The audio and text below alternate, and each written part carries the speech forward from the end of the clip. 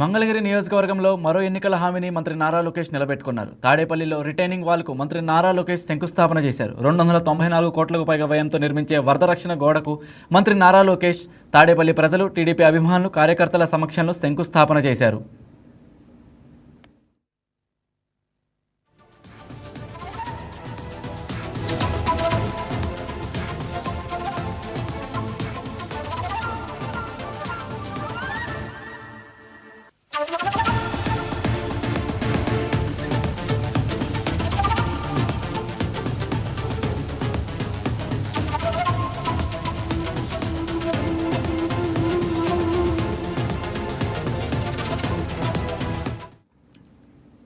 ఎన్నికల వేళ మంగళగిరి నియోజకవర్గాన్ని దేశంలోనే నెంబర్ 1గా తయారు చేస్తానని మంత్రి లోకేష్ మాట ఇచ్చారు. ఎన్నికల్లో గెలుపొందిన తర్వాత మంగళగిరి నియోజకవర్గ అభివృద్ధిపై మంత్రి లోకేష్ ప్రత్యేక దృష్టి పెట్టారు.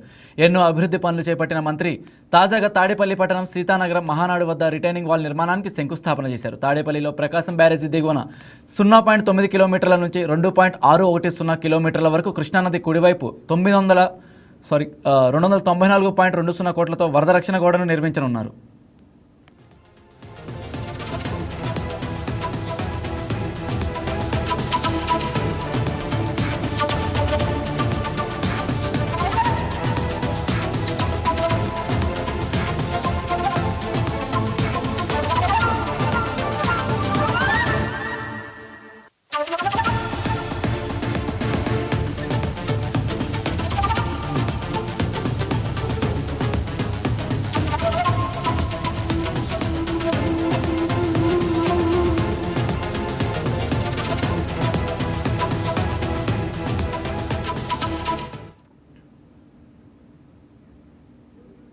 దశాబ్దాలుగా పెండింగ్లో ఉన్న ఈ ప్రాజెక్టు కేవలం ఏడాది కాలంలోనే పరిపాలనా అనుమతులు సాధించడమే కాకుండా టెండర్ ప్రక్రియను కూడా పూర్తి చేశారు.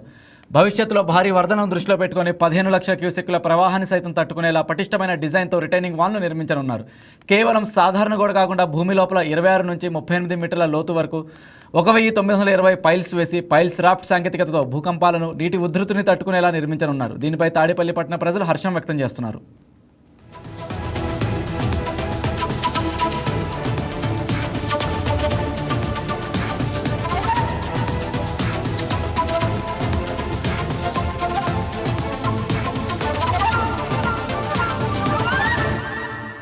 Please subscribe to YK TV Network. Please subscribe to YK TV. Please watch YK News. Don't forget to subscribe YK News channel.